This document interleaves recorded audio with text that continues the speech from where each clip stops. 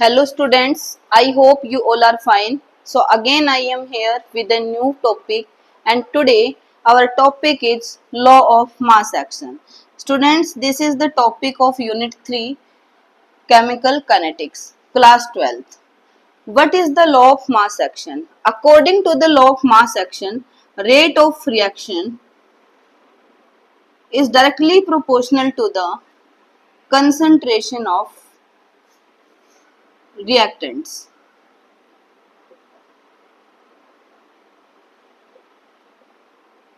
According to law of mass action students, किसी भी reaction का रेट किस पर डिपेंड करता है? रिएक्टेंट की कंसंट्रेशन पर डिपेंड करता है। अगर रिएक्टेंट की कंसंट्रेशन ज्यादा होगी तो रिएक्शन का रेट भी क्या होगा? फास्ट होगा। अगर कंसंट्रेशन ऑफ रिएक्टेंट की कंसंट्रेशन इंक्रीज होगी तो रिएक्शन का रेट भी क्या होगा? इंक्रीज होगा।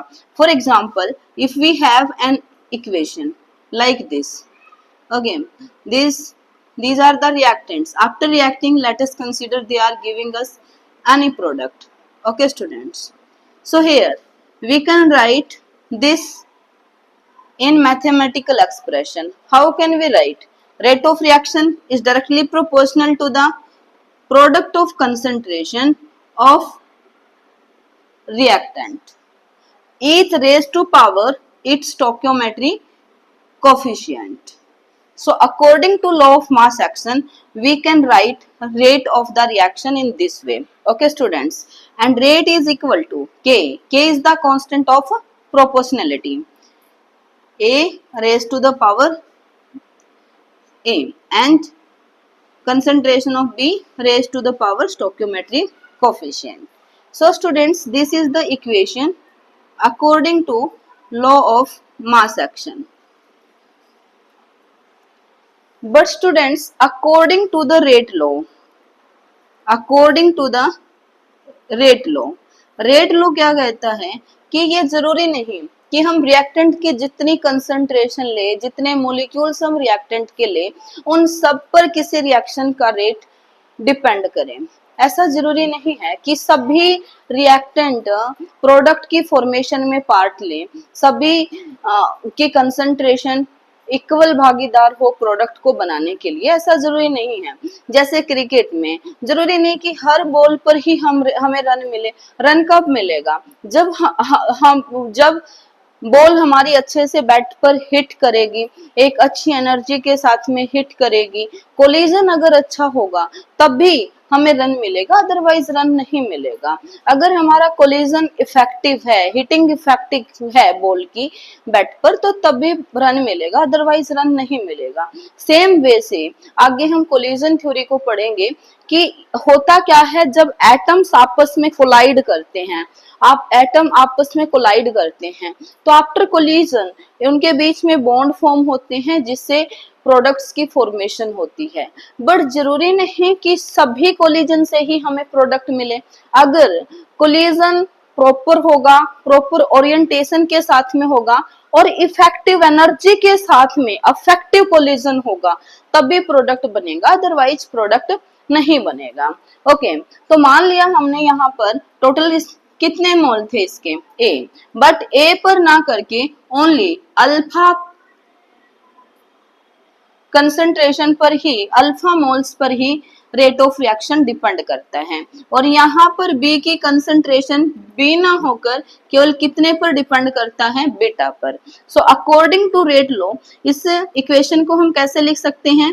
Rate of reaction is k concentration of A raised to power alpha.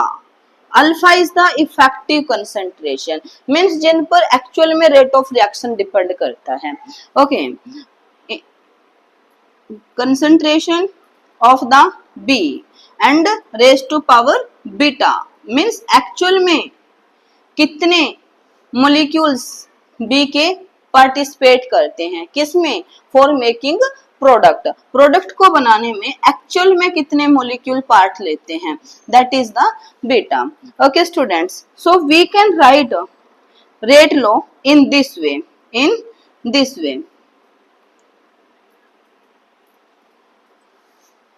what is the K? K is also known as the rate constant. or it is also known as specific rate constant. It is K. K is known as rate constant or specific rate constant. Specific rate constant. So what is the definition for rate constant? If student concentration of A and concentration of B both are 1. Okay. If we take concentration of A and concentration of B, अगर हम दोनों को क्या लेते हैं 1, तो यहाँ से अगर हम कैलकुलेट करेंगे तो रेट ऑफ रिएक्शन किसके इक्वल आ जाएगा? K के। तो K रेट कांस्टेंट क्या है हमारा? Rate constant will be equal to the rate of reaction when concentration of the reactant, concentration of all reactant is unity. जब सभी reactant की concentration को हम 1 लेंगे तो rate constant किसके इक्वल होगा? rate constant इक्वल होगा rate of the reaction के। ओके स्टूडेंट, यहाँ से हम ऑर्डर ऑफ रिएक्शन भी निकाल सकते हैं। Order of reaction is alpha plus beta, but order of reaction को हम नेक्स्ट वीडियो में डिस्कस करेंगे, एक्सप्लेन करेंगे।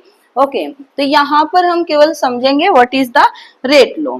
Rate law R is equal to K A raised to power alpha. Alpha is the effective concentration of A. Okay, and beta is the effective concentration of the B. Okay student.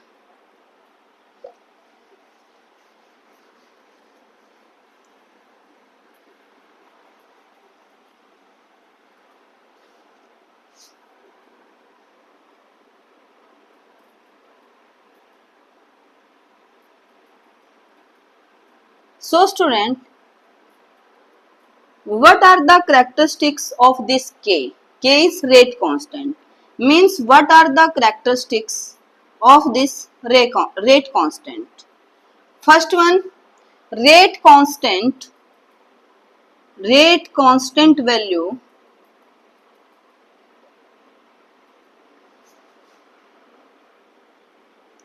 does not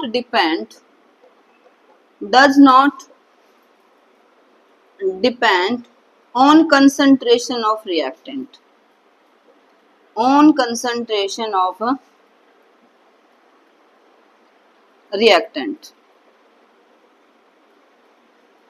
rate constant पर reactant की concentration का कोई भी effect नहीं होता। क्यों? क्योंकि अभी तो हमने पढ़ा कि हम कंसंट्रेशन सभी रिएक्टेंट्स की कंसंट्रेशन को तो क्या लेते हैं 1। अगर हम कंसंट्रेशन को 1 लेंगे तभी रेट कांस्टेंट किसके इक्वल होगा? रेट ऑफ द रिएक्शन के लिए। तो यहाँ पर तो कंसंट्रेशन तो हमने वैसे ही फिक्स कर दी है कि कंसंट्रेशन ऑफ रिएक्टेंट क्या होनी चाहिए 1। Okay so rate constant concentration of reactant पर डिपेंड नहीं करता। Rate constant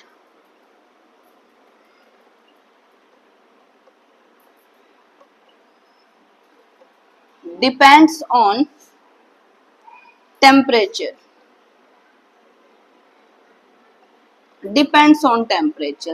rate constant temperature पर डिपेंड करता है। इवन एक सेम रिएक्शन के लिए अगर हम रेट कांस्टेंट की वैल्यू फाइंड आउट करते हैं डिफरेंट टेम्परेचर पर, तो अगर हम टेम्परेचर चेंज करेंगे तो रेट कांस्टेंट की वैल्यू भी क्या होगी? चेंज होगी, even for the same reaction. Okay students, rate constant is directly proportional to the temperature. Means अगर हम टेम्परेचर को बढ़ाएंगे तो रेट कांस्टेंट भी क्या होगा? रेट कांस्टेंट की वैल्यू भी क्या होगी? इंक्रीज होगी।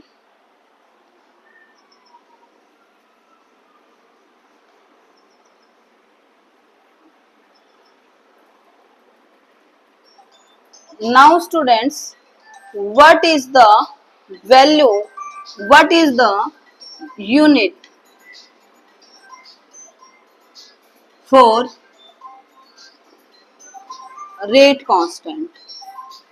What is the unit for rate constant?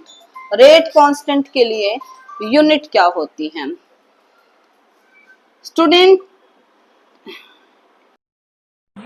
of rate constant will depend on, it depends on order of the reaction. It depends on order of reaction. ये reaction के order पर depend करेगी कि हमारी रिएक्शन जीरो ऑर्डर रिएक्शन है, first order reaction है, second order reaction है या फिर थर्ड ऑर्डर रिएक्शन है एंड सो ऑन. बट अभी तक हमने ऑर्डर ऑफ रिएक्शन को नहीं पढ़ा कि ऑर्डर ऑफ रिएक्शन होता क्या है. Okay, in next class we will discuss about that. But यहाँ आप समझेंगे कि unit of rate constant depend करती हैं रिएक्शन के ऑर्डर पर. Okay, how can we calculate? We can calculate unit of the rate constant. Unit of the rate constant by this general formula: mole by liter raised to power 1 minus n per second. Per second. Here n is the order of reaction. N is the order of reaction. N क्या होता है? Reaction का order. हमने मान लिया कि N हमारी जो रिएक्शन है वो जीरो ऑर्डर रिएक्शन है. जस्ट हमने कंसीडर कर लिया कि रिएक्शन क्या है? Zero order reaction. Means value of N क्या है? जीरो. तो आप क्या करेंगे? इसको पुट करेंगे यहाँ पर, तो होगी क्या? 1 minus zero 1. So overall unit क्या आ जाएगी for zero order reaction? What will be the unit for rate constant? It will be mole per liter per second. Okay students, if you want to calculate for first order, अगर हम first order के लिए निकालना चाहें तो n की value क्या रख दोगे आप? 1 रख देंगे.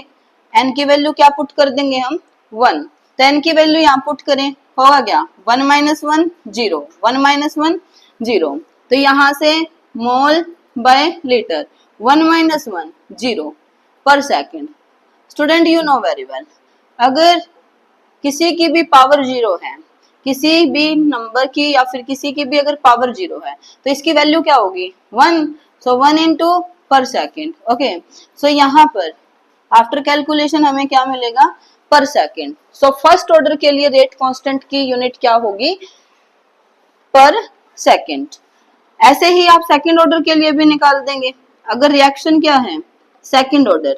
अगर रिएक्शन क्या है आपकी? Second order. सो n की वैल्यू क्या हो जाएगी? यहाँ पर 2 हो जाएगी. तो यहाँ से 1 माइनस 2, सो ये पावर क्या आ जाएगी? -1 आ जाएगी. 1 माइनस 2 तो पावर क्या आ जाएगी? -1. तो यहाँ से जब आप कैलकुलेट करेंगे तो आपको क्या मिलेगी? पर मोल लीटर पर second. Okay students, so by using this simple formula, ये फॉर्मूला यूज करके हम किसी भी रिएक्शन का अगर हमें उसका ऑर्डर पता है तो हम उसके रेट कांस्टेंट की वैल्यू को यहाँ से फाइंड आउट कर सकते हैं.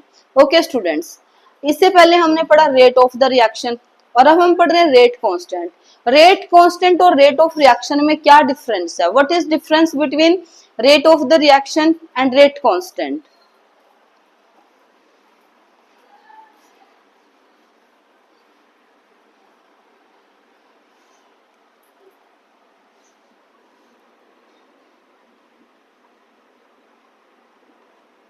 Difference between rate of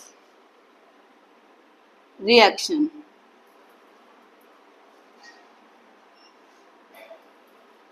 and rate constant.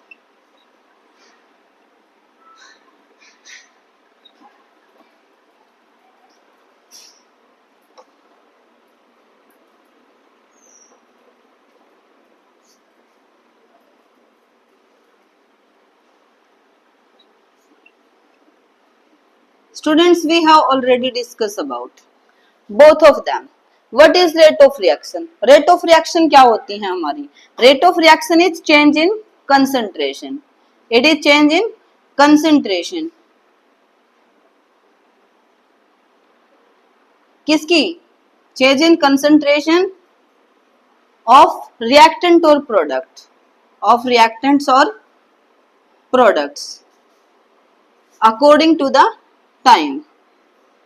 According to the time. Per unit time. So rate of reaction क्या है?